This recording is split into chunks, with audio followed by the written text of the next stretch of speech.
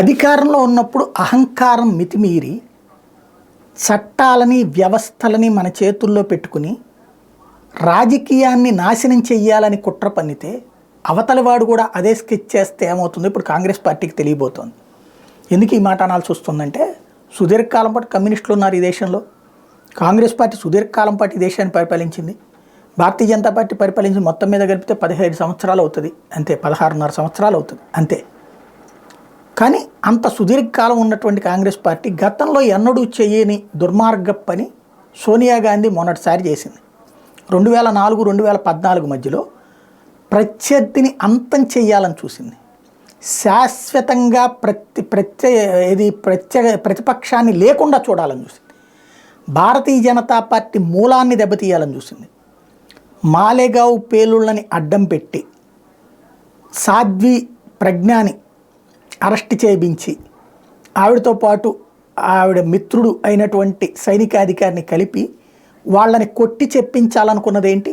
RSS ఈ దేశంలో ఉగ్రవాదాన్ని తయారు చేస్తుంది, హిందూ ఉగ్రవాదాన్ని. భారతదేశంలో ముస్లింల అంతం చూడడానికి ఆర్ఎస్ఎస్ చేయించినటువంటి ప్లాన్ ఇది అని చెప్పించడం ద్వారా ఆర్ఎస్ఎస్ చీఫ్ని టార్గెట్ చేసింది. మోహన్ జీ భగవత్ని టార్గెట్ చేసింది. ఆ రోజున ఉన్నటువంటి ఆర్ఎస్ఎస్ వాళ్ళని అరెస్ట్ చేయించి ఆర్ఎస్ఎస్ మీద బ్యాన్ పెట్టాలనుకుంది. తద్వారా భారతీయ జనతా పార్టీకి సంబంధించినటువంటి మూలాలని ముంచేయాలనుకుంది.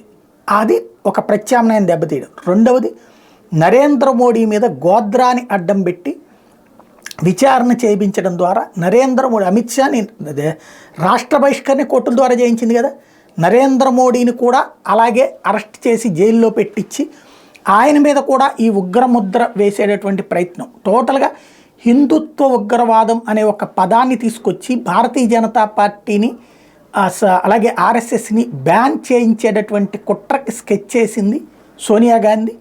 ఆ ఇంప్లిమెంటేషన్ అథారిటీ చిదంబరంకి అప్పచెప్పింది.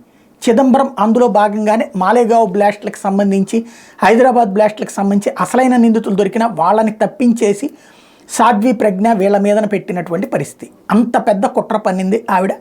2004-14 మధ్యలో చేసినటువంటి స్కెచ్ అదే. అయితే ఆ మీడియా మొత్తాన్ని చేతిలో పెట్టుకున్నారు, న్యాయ వ్యవస్థని గ్రిప్లో పెట్టుకున్నారు, అలాగే సిబిఐని గ్రిప్లో పెట్టుకున్నారు, అన్నిటి ద్వారా చేశారు. కానీ వ్యవస్థ అనేటువంటిది పూర్తిగా చెప్పు చేతల్లో ఉంటుంది. కానీ అవతల తీర్పులు ఇచ్చేటటువంటి సందర్భం నిదానంగా చేయాల్సి వస్తుంది, గబక్కని ఇచ్చేయడానికి కుదరదు.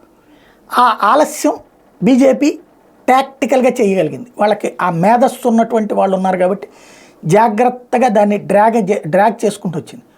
ఈలోపు వాళ్ళు అధికారంలోకి వచ్చేసారు. అధికారంలోకి వచ్చిన తర్వాత మరి టిట్ ఫర్ టాట్ అంటారు కదా, కుక్క కాటుకు చెప్పు దెబ్బ. కాంగ్రెస్ పార్టీ అంతు చూస్తోంది భారతీయ జనతా పార్టీ. కాంగ్రెస్ పార్టీ 1992 నుంచి కూడా, అంటే పివి నరసింహారావు అప్పటి నుంచి ఈ రోజు వరకు ఫుల్ మెజార్టీతో అధికారంలోకి రాలేదు. ఇది గుర్తుపెట్టుకోవాలి, ఫుల్ మెజార్టీతో అధికారంలోకి రాలేదు. పివి నరసింహారావు టైంలో కానీ, ఆ తర్వాత మొన్న 2004-14లో కూడా ఫుల్గా లేదు కదా వాళ్ళకి. 147 ఫస్ట్ ట్రిప్ వచ్చినాయి, 204 రెండో ట్రిప్ వచ్చింది 2009లో. అంతే తప్పించి ఫుల్ మెజార్టీ రాలేదు. ఇప్పుడు అసలు 47-54 దగ్గరే ఉంది. ఈ దఫా 40 లోపే లేకపోతే 50 లోపే అనేటువంటి పరిస్థితి వచ్చింది. ఐఎన్డిఏ కూటమి కట్టినా సరే దీని ఇంపాక్ట్ ఏంటి? రేపొద్దున దారుణమైన దెబ్బ.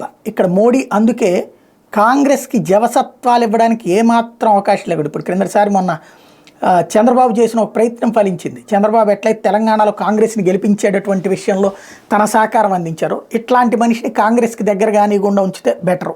ఇట్లాంటి వాళ్ళు అందరూ కలిపి ఆల్టర్నేటివ్ ఎందుకు తయారు చేయడం అనేసి కలిపేసుకుంటున్నారు. టోటల్గా రేపటి ఎలక్షన్ తర్వాత కాంగ్రెస్ అంతం అన్నటువంటిది భారతీయ జనతా పార్టీ పంతం. అయితే అంతం అవడం అంత సులభం కాదు. బట్ ఆ పంతంలో భాగమే దక్షిణాదిలో పొత్తుల వ్యవహారం.